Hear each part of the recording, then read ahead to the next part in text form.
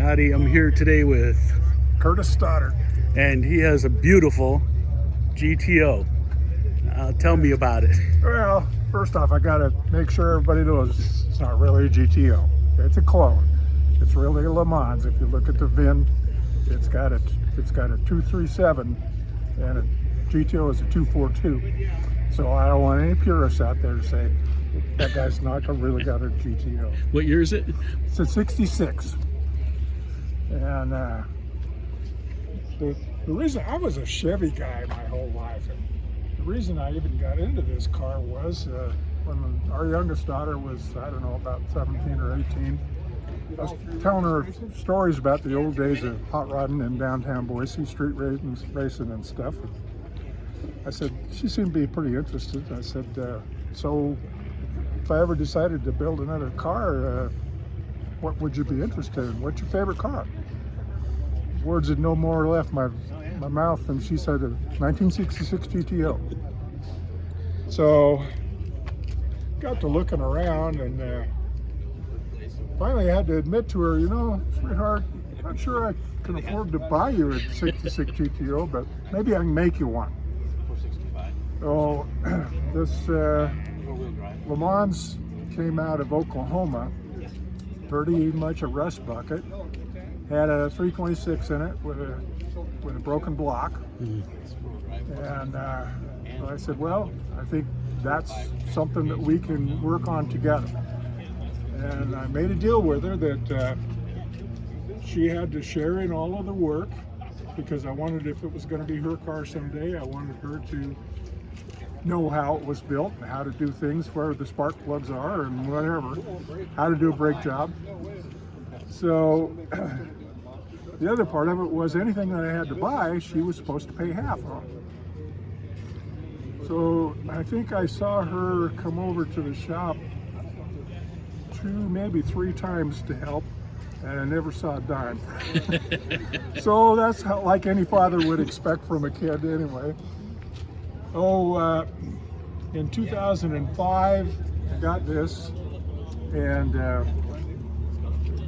there's a picture in the book over there of the day that we unloaded it off the trailer at my buddy's house, because he had a flat spot that we could get ramps down. And the windows were up. I walked over and opened the door, and a striped yellow cat jumped out of that car and ran over and jumped over the fence, and we never saw it again. I'm assuming that it was living in that car since it left Oklahoma. I don't know that for sure, but anyway, that was the deal. So anyway, we started building it in 2005. Started buying GTO stuff, and I told a guy one time, I said, well, it's as close to a real GTO as you can get, because all they did in the assembly lines in 65 was pull one over here and make a Tempest, pull one over here and make a Le Mans, pull one over here and make a GTO. It's just whatever parts they put on it. And I put all the parts on it that they would have at the factory. He says, well, a 66 GTO would have been built in 65. You built this in 2005. So just tell everybody it's a 66 GTO that was made 40 years after they quit making them. I thought, well, that's Fair enough. accurate, yeah. But anyway, we got in for a lot less money than we would have to try to buy a real GTO, yeah. So when it came time to do the motor, I started looking around, and I had gotten the tail panel and the grills out of a wrecked car over in a junkyard in Eugene. And the guy, I called him. Go back and look at the tail while you're talking. I called him up and said, I'm looking for a 389, because everybody thinks you ought to have a 389 and a tri-power for a 66 GTO. And but he called me one day and he says, I got your Pontiac motor.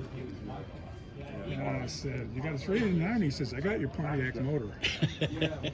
Well, I was doing a lot of business in Portland in those days, so I went over there for a visit and drove down to Eugene, and he had this motor pulled out of it was a crumpled up mess. There wasn't more than 6 inches of straight sheet metal on this a 70 GTO Judge Oh, with a 455, which was an option in 74.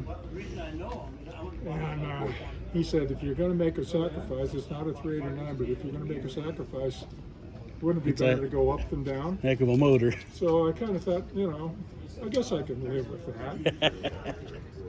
So that was what we ended up putting in it, and she was happy as a clam. She didn't care that it was a clone. She didn't care. Looked like the car she wanted. Looked like the car she wanted. So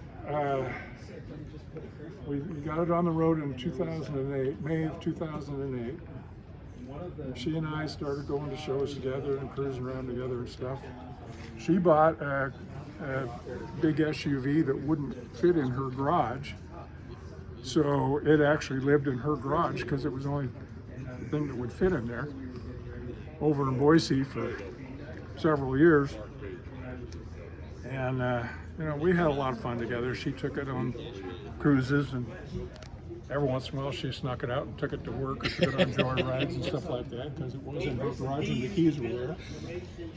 And it's a nice car to take out and cruise in. Yeah, I think she probably got a little attention. She was a little cute little blonde driving around in a red hardtop.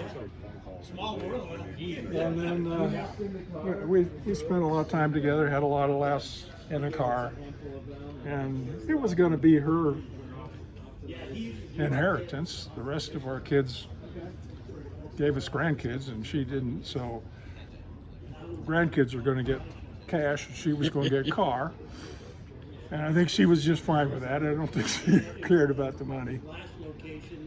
But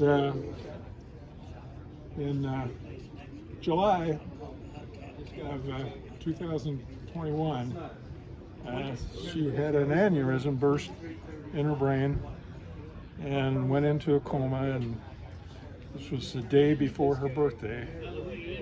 And on the 5th of July, she passed away. So that's why the decal on the back window there. This is still her car.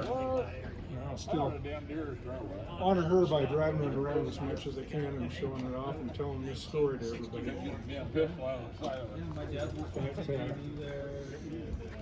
That's why it exists. It's a good story.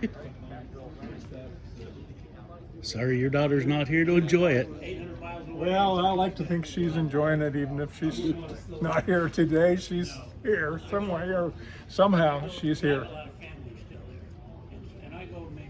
Well, it's a beautiful car. You did a good job on it. Thank you. It's a 30-footer, but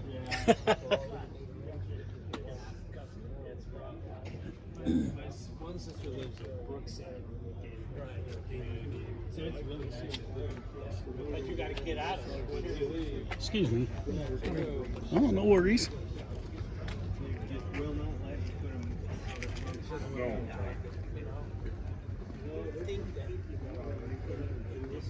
All right, well, thank you very much for telling the story.